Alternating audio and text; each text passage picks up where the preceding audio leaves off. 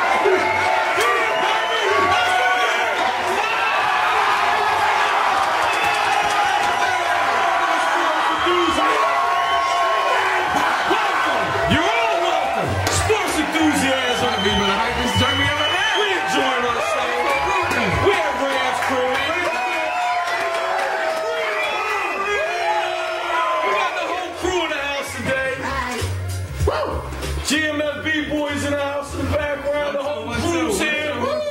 We just mob Rand's crib. He don't know what's going on. He works so hard, man. But we ain't even really going. You got my man on. You know, this is Snoop Doggy Dog. This is the name they called him when they was stepping on his CDs. He was facing a murder trial. Now all of our kids know his name. When he was kind of had the ponytail with the waves flowing in the courtroom. Yeah, he showed up with the MTV Music Awards in a wheelchair. And he was I'm innocent. I'm innocent. Murder was 6'5", 160.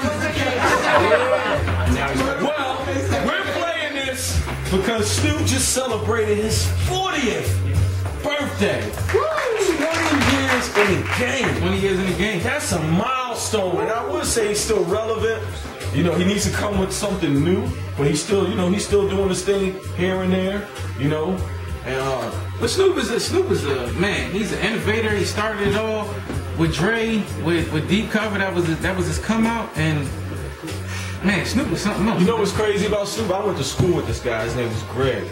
Sounded exactly like him. And we was in this group called EFP. Snoop came out, I was like, yo, dude, copped your whole style. But when Snoop came, for Dre at that time, Dre was on the outs with NWA. He was forming his partnership with Suge Knight. And the Snoop thing, man, was just electricity. Snoop made him. Snoop made Dre. The DLC. Snoop and DLC, you're right. Because DLC should have won a lot. But he didn't make Dre. You know, Dre. He didn't make him. Because NWA is that's that was a whole nother realm, but he needed Snoop just like Snoop needed him. Yeah, it went both ways. It went both ways. To come back. Yeah, it went both ways. Yeah. But Snoop on the Deep Cover track, man, that was crazy. That was crazy. But then the whole lead up to the Doggy Style, to the album. Yeah, see, like we always said, times then it wasn't like now. So you didn't get stuff force fed down your throat. You know, the build up to Snoop, the build up to the single was just crazy. And then when the single dropped, I think like in August. We talking about like 1993. And then the build up for the extra. What's my name? Yeah, what's my name? You know what I'm saying? Then the album dropped in November. We told you before that October you got Wu-Tang Clan, you got Tribe Called Quest, you got Black Moon in September. So the build up, no mixtape either. But you remember, no build up with a mixtape. No build up with no mixtape, no build up with anything, no leakage. Like, I mean, if we caught a leak, it was. I catch a leak every now and then. Yeah, I had a leak of gin and juice. But you know, speaking of leaks, you're gonna go to your boy Sheed. I don't even know how leaks, you know, parlays into your boy Sheed. We go to your boy Sheed. But yeah, I said it. I said that. You know what I mean? Yeah.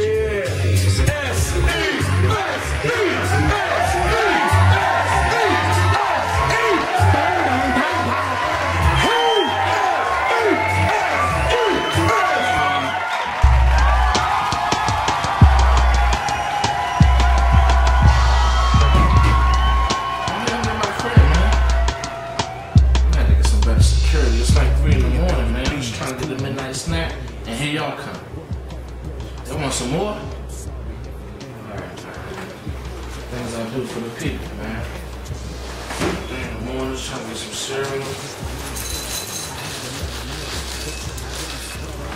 Y'all gotta get right first.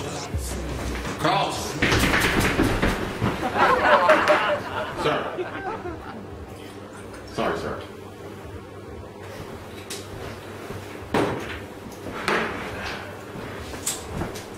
Sir.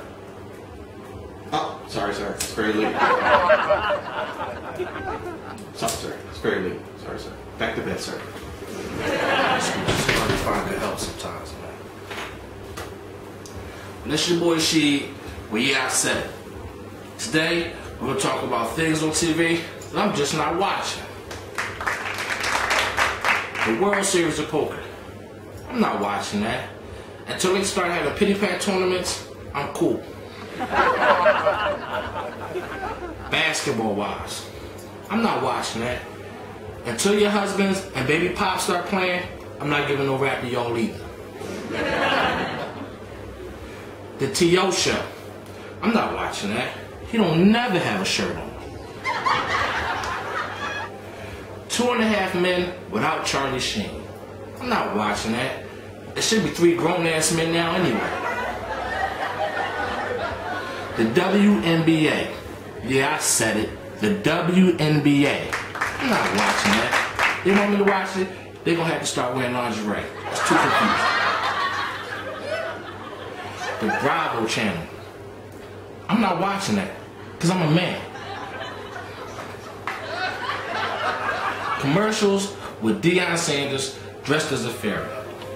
I'm not watching that. Unless he's the one that leaves the money for the teeth, I'm not watching. Highlights of a game that my team lost. I'm not watching that. Just like watching the tape of somebody sleeping with my wife. Hey, speaking of that, press conferences with Andy Reid after a loss. I'm not watching that, because all they're gonna say is, we gotta do better. But that's your boy Sheed. Well, yeah, I said it. You can follow me on Twitter at Don't Trust Chicks. Hit me on Facebook at your boy Sheed. Follow us at Sport Enthusiasm. Deuces. Back on the street. Hey, Carlton.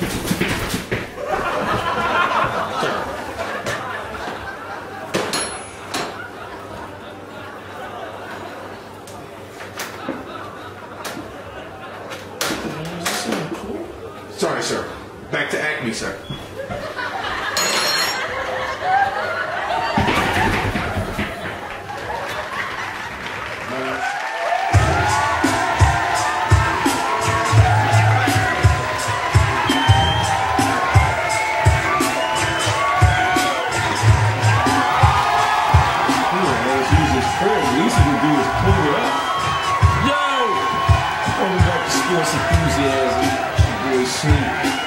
Bootleg Wayne spinning the hits from our era.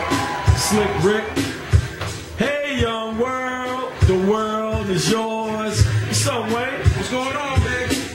What's the deal, man? It's a young world, man. Hey, young world, hey, young world. It's a young world, man. NFL. NFL's a young world, man. He sat my man Donovan McNabb down. He had to get set. The most humble $100 million athlete that I ever met. No, only met one, Donovan McNabb. He had to get sit down, Willie. It's over, man. It's over. Sad to say, but it's over, man. Your reign is short on the game like hurricanes, man. Ain't the boy said it, man? I was going to say your reign is short. Like leprechauns. Yeah, like yeah, crushed exactly. so-called Willies, rappers and Dons. He's coming at Dons, by the way, on that. Yeah. He's coming at Dons. Your reign the game is short like leprechauns. You're right. But his reign wasn't short. He did 10 years. He went well with it. But it's over. The young boy stepped up. I mean, you know, us being from Philly, we have the deep wound in our gut because he earled on the field. We were supposed to be trying to make our little championship run.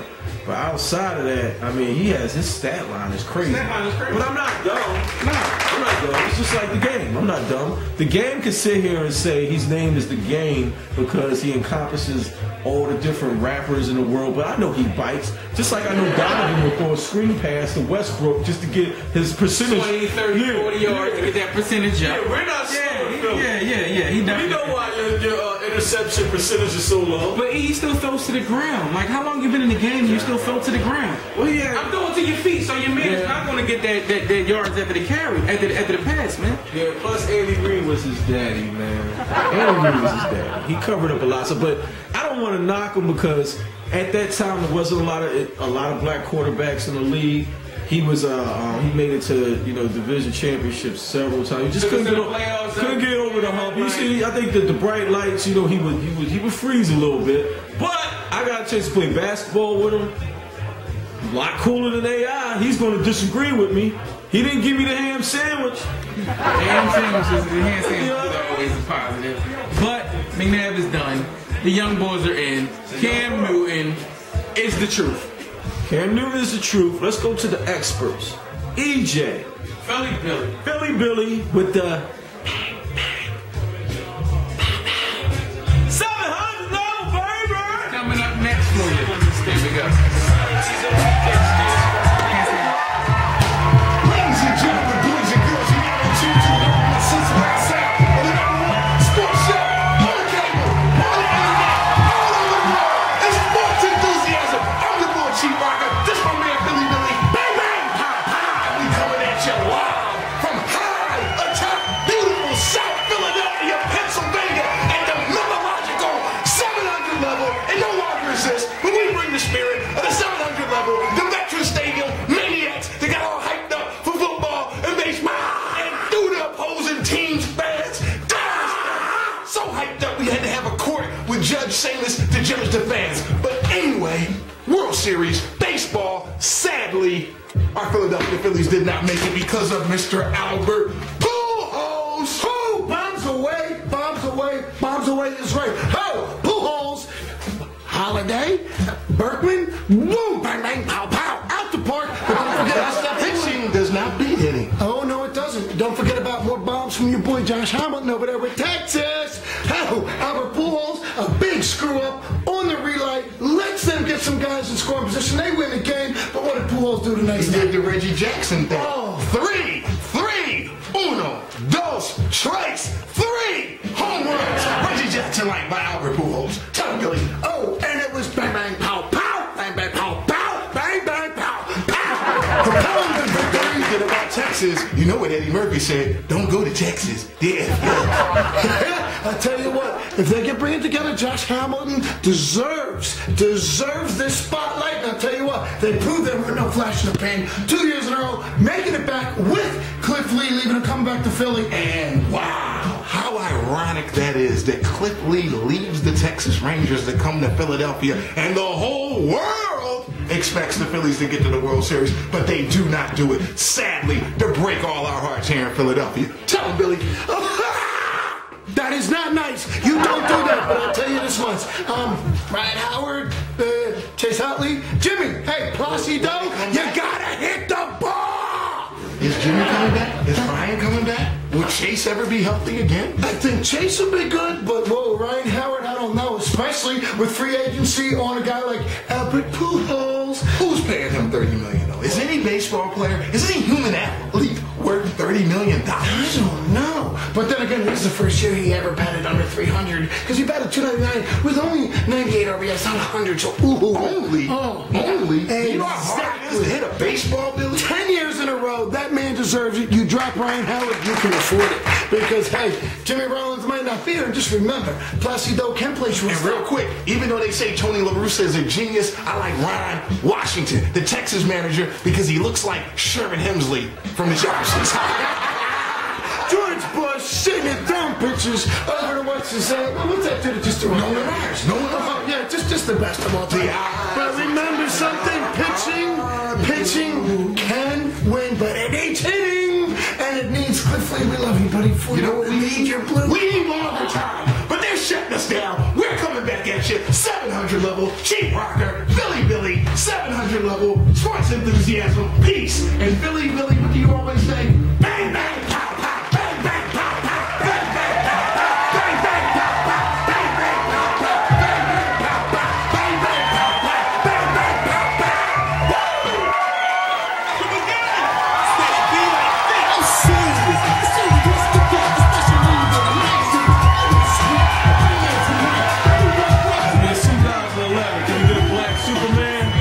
Will America ever be ready for a black Superman? You know, we started the whole curls. That's the Michael Jackson curl, man. Welcome back to Sports Enthusiasm. It ain't your boy, it's your man Sleep. You know what I mean? Bootleg Wheezy, even though you don't like to call him that. Steady Boom B playing right now. Where's Steady Boom B at right now? Steady B, shout out to Steady B, Hilltop Hustler, incarcerated right now. You know what I'm saying? A lot of people don't know he collaborated with KRS-One for this hit record. That was major for them back in the 80s. back then, man. Whenever we saw the New Yorkers with the Philly people, it was major, man. Like, New York gets so much respect from me as far as the hip-hop game goes, but that's just a whole other thing, man. For sure, but a lot of cats don't realize, in the very beginning of the gate, it was Philly and New York. You know, we was right there. We was beating them in the DJ contest. DJ always.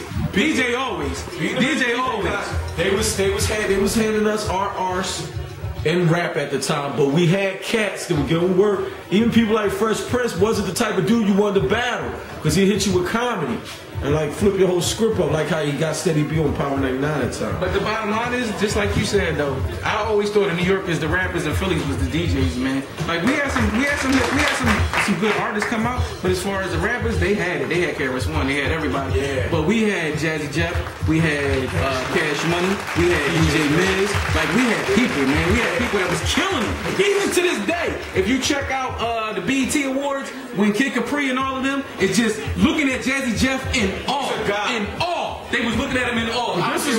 This is what people don't give us the credit for. Where do you think gangster rap started?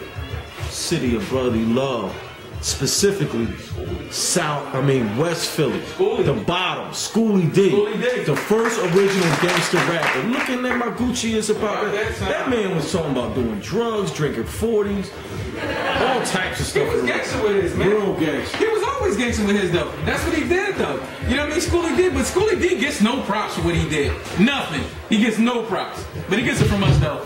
He gets it from us. Oh, Brand on the money. And this is real explicit. So before we go there, let's go to your boy Philly Billy.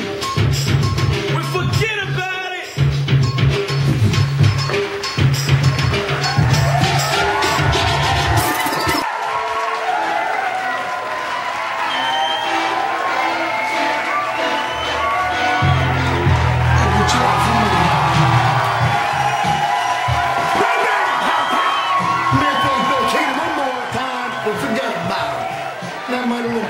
But you know what else looks goofy?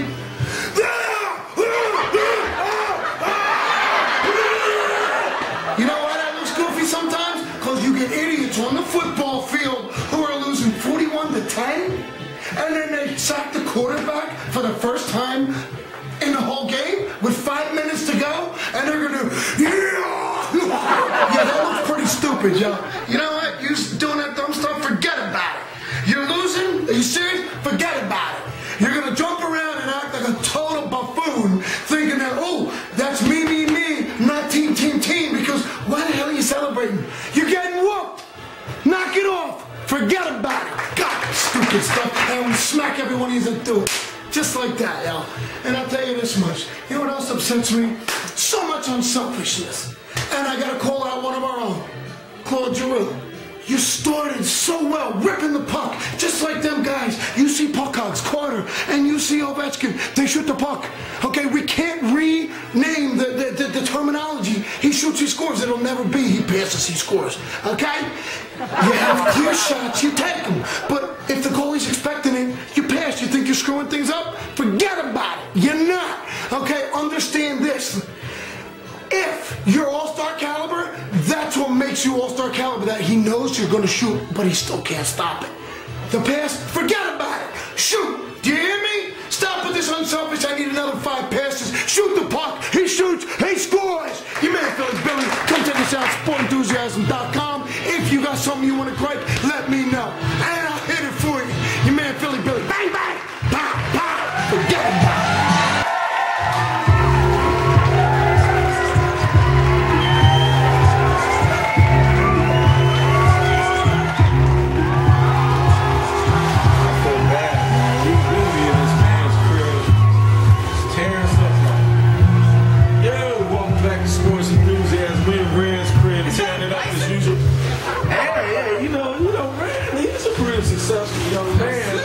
That's why he's jumping around. Yeah. I'm looking for the actual outlet. I know you catching this on camera. This is not a studio trip. Well, I got it in my hand. I'm still cam. That's how I work this. What's going on, man? Hey, man.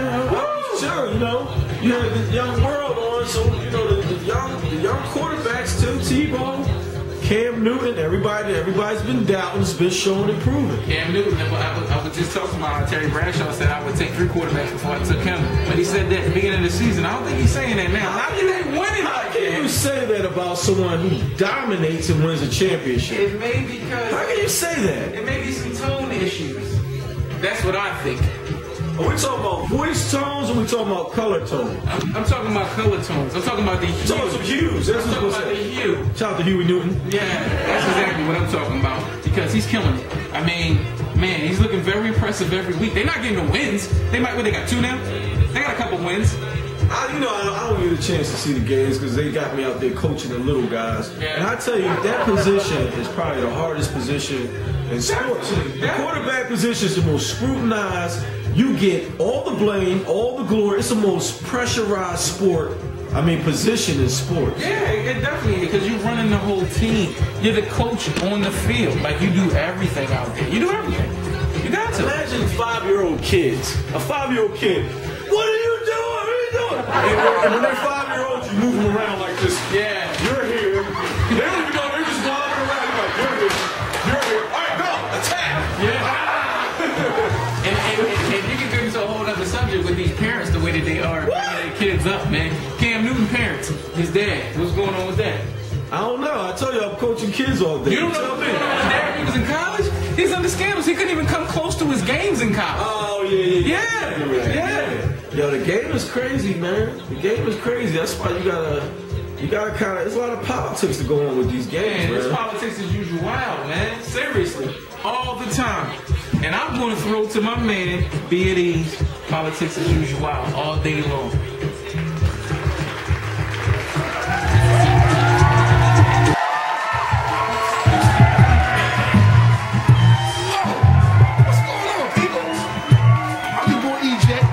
Chief Rocker B&E's coming at you live with politics as usual. And as you can see, I'm going through the political discussions and ramifications right now of a situation that I know y'all all know about. 2 of the most popular things in America, football and cocaine.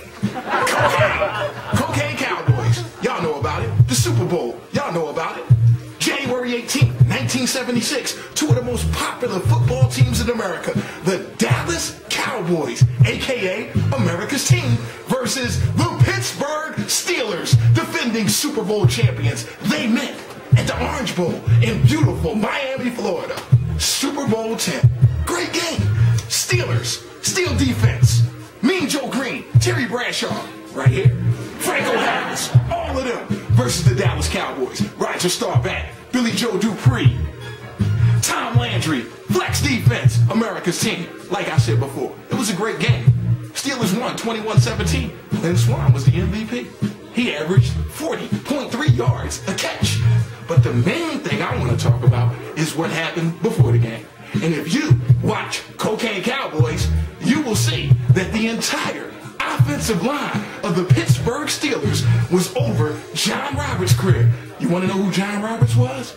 He was the main distributor of Colombian cocaine in Miami.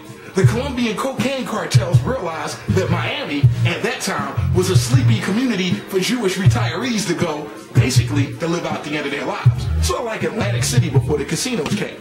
But with the importation of cocaine, Miami became the tourist destination, the cosmopolitan city that you see today. And this guy, John Roberts, was responsible for that, making $50 million a month transporting cocaine for the Colombian cartel, for the likes of Pablo Escobar, Carlos Lader, and the woman who they got Scarface from, Rosita Blanco, the godmother. This is real rap. And if you don't believe me, go out and get Cocaine Cowboys, and you will see John Roberts tell you that the entire offensive line of the Pittsburgh Steelers was on his boat Super Bowl week snorting high-class Colombian cocaine. Cocaine. They say that 90% of all the dollar bills in circulation in the United States has traces of cocaine on them. Believe it or not.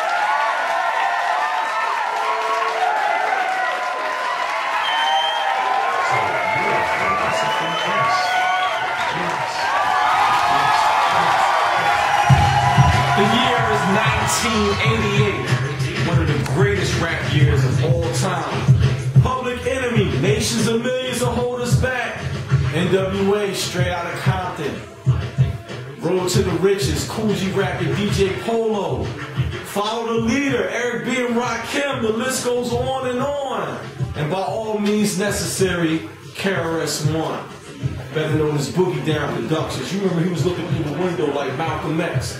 But one thing, on the first video by all means necessary, my philosophy, they was rocking the Air Jordan 3. Now this is also one of the greatest years for sneakerheads and sneaker fiends across the country, because the Air Jordan 3 showed a drastic new look for Nike and the Air Jordan line.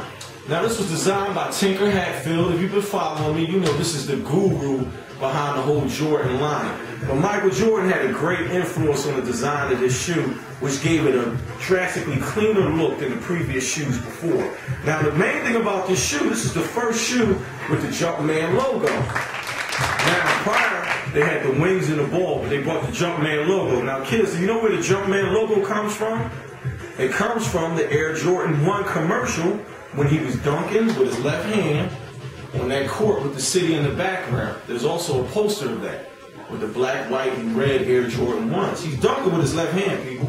If you didn't know that, they kind of try to look, if you look at it closely, and you look at the older ones, the vintage, real ones, with the Nike logo on the back, you can see that he's dunking with his left hand. So this is the first one that came and started spearheaded the whole new look for the new Air Jordan line. Now, in this year, this is the year Jordan won the second dunk contest, beating Dominique, when some people say it was a ripoff. You know, they shaved points for Nick here. Some people like it was a payback for Mike not getting 50 on that dunk or whatever. In my opinion, Dominique was doing the same dunks for like 3-4 years. He won more contests doing the same windmills. He's one of the greatest dunkers of all time. This is also Jordan's first MVP. He won the All-Star MVP. Defensive Player of the Year. He averaged about like 35, 36 points a game. It was the second scoring title. All you Kobe fans, you want to debate, the stat line was really retarded that year. Now, the logo was to celebrate him winning the dunk contest the year before, and it also became the staple of all the lines thereafter. They removed the Nike logo. Well, they removed the Air Jordan logo, started replacing it with this, and they slowly started phasing to Jordan brand, which was later on. This is also the first one with the air sole unit. As you can see, oh, you can see it on this side. The other side is pretty foggy because this is a retro. This is a retro from this is not a retro from 1994. It was first reissued in '94. Then they brought it back after that, and then they brought it back in 2001. But they brought it back with the Jordan logo on the back, which kind of got a lot of people upset about that. A lot of people consider this shoe the greatest shoe of all time, and a lot of sneaker polls, this shoe usually tops #1. It had the elephant print skin on the front and the back. They also had the crazy sweatsuits, you know, rocking the same design, and it was a crazy shoe. Mars Blackman, better known as Spike Lee, he first introduced the Air Jordan 1 and She's Gotta Have It. All you movie buffs, if you know about that. Then they brought him into the mix with that same character with the Air Jordan 3, where it must be the shoes. Shoes, shoes, shoes. Go to YouTube and check it out, man. It's your boy Sleep. This is Sneaker Fiend.